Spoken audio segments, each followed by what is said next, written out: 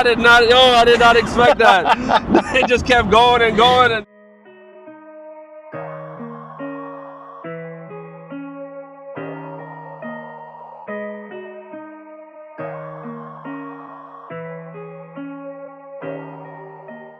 Hey guys, it's Morty, and we're back with another banger of a car. This is a dream car right here. I'm Morty, and this is Ish. And what are we checking out today? my 96 Nissan Skyline GTR V-Spec.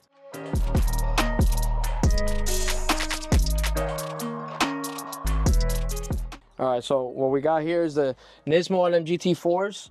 They're pretty rare to come by as Nismo stopped the production of them. On 275/40 ZR18 tires for Potenzas.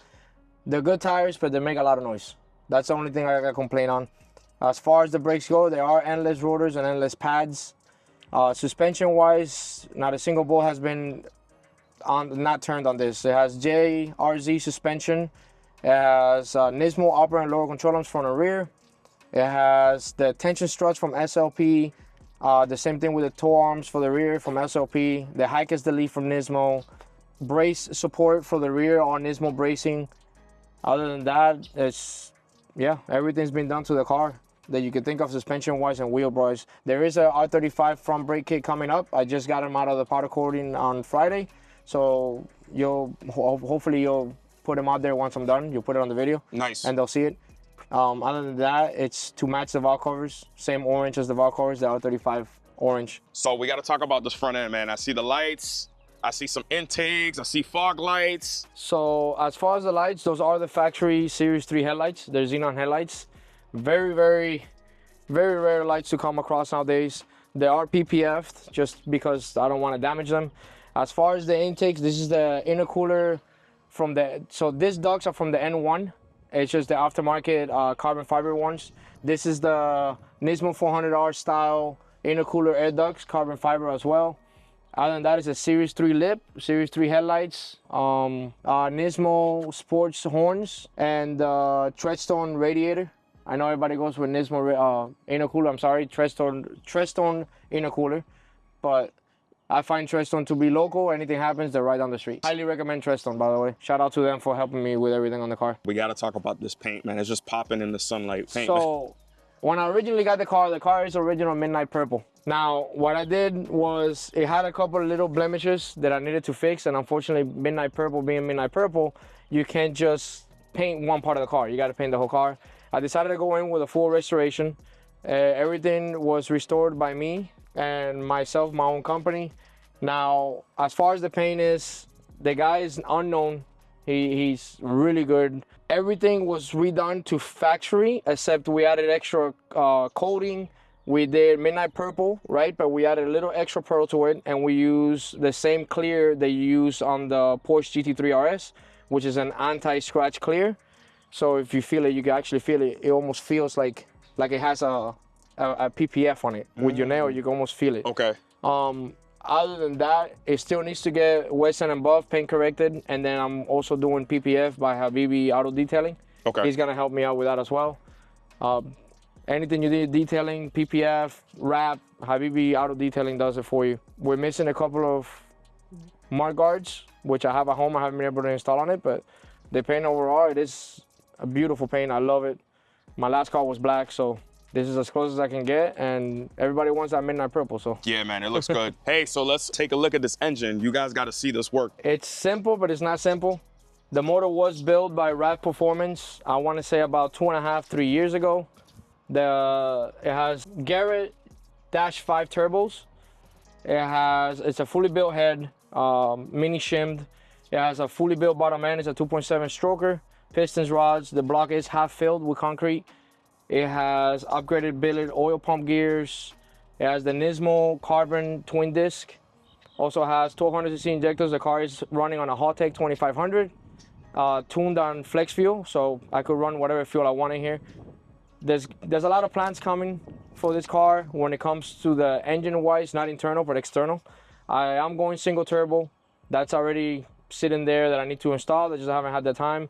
And I just got the Dalton wire, drive-by-wire setup from Australia. Shout out to Dalton. They do amazing work when it comes to drive-by-wire. upgrading the catch can with V-Spec as well. Shout out to V-Spec. The guy is awesome, talks to you personally, he takes care of everybody at all times. It does have an active garage carbon cooler defend duct on it. And as I said, I went and did a full restoration on the car, as you can see, down to the bolts. Found a company in New Zealand, gives you all the zinc plated bolts for all over the car. Other than that, R33 ignition coils as well, upgraded. HKS fuel rail. It had a Tomei fuel pressure regulator, but it was giving me issues, so I replaced it with automotive. Fuel system wise, it's a -8, -6 fuel lines all the way to the rear with radium sump with a 2 fuel pump system in it. How much horsepower and torque? The car made at 18 to 20 pounds of boost. The car made 623.9 horsepower, so 624 wheel horsepower. 28 pounds of boost, 798. So, needless to say, the car does move. However, I do want to go single turbo. Everybody wants to keep the period correct thing, but simplicity and look-wise, I want the single turbo. So, that's what it's going with. The 6-boost manifold, all that stuff. Obviously, I'll keep you guys updated, but it's definitely going to be a change. Arc intake box, those are pretty rare to come by. As far as intercooler piping goes, HKS intercooler piping, everything's been powder coated. Down to Turbo Smart blow-off valve with the Treadstone radiator as well. And Treadstone intercooler couplings as well, and clamps. All right, man, let's turn the car around and then let's take a look at the rear end of this car. Like I said, the car has a very big Nismo theme to it, right? As far as Nismo aesthetics everywhere, it has, which I forgot to mention, real Nismo 400R side skirts. Let's not talk about that price. My wife can't find out. So, real Nismo spoiler garnishes on the sides, no longer made by Nismo or any aftermarket company. So if you're lucky to find those, keep them because they're worth a lot of money. As far as the rear bumper, it's a pretty much V-Spec rear bumper, right? It has the rear spats on both sides, the V-Spec sticker, which pretty much is the difference on aesthetics-wise when it comes to a V-Spec. V-Spec does come with different things like active LSD. It has a faster processing all-wheel drive system computer. As far as the exhaust goes, we have an HKS turbo bag exhaust. It's fairly quiet. It does get pretty, it sounds pretty gnarly when you floor it. Attain carbon fiber bumper cover. Found that on Right Hand Drive Japan. As far as the lights go, for right now, they are the factory lights. I just put LED bulbs in it. Other than that, it's not much. Every single thing is new. New emblems when I did the restore. New gaskets, new grommets, new everything. Anything you can think of on just probably grommets and clips alone, I probably spend a good $600–700. But it's worth every penny of it. I mean, the car speaks for itself, I think. New seals, all from Nissan, which those are also hard to come by. But other than that, it's, yeah, pretty simple, nothing crazy. Originally, I had regular GTR-ish on a regular license plate. Now, that was on my last car. When I went to renew the license plate, being a disabled veteran, they used to give you a DV plate, disabled veteran plate, that you couldn't customize, right? You couldn't, it was just disabled veteran. It said it on the bottom, but you couldn't customize the plate. Well, the lady knows me, and they're from doing a bunch of registrations for tanks, believe it or not, tanks, yes. Tanks and big military vehicle for a contractor that I was working with when I first got out of the military. She told me, hey, you could customize the disabled veteran plates now. I said, nice. Excuse me? Send it. Send it. So we did it, and that's where it's at, GTR-ish.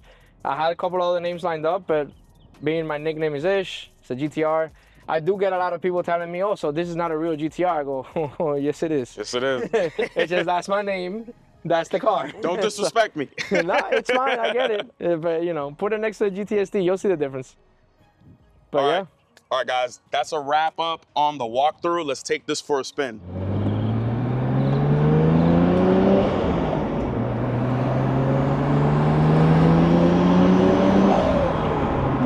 All right. Let me know when you're ready. I'm going to do it in second gear, all right? You ready? Yeah. All right. It starts coming in around 5,000 RPMs. Ready?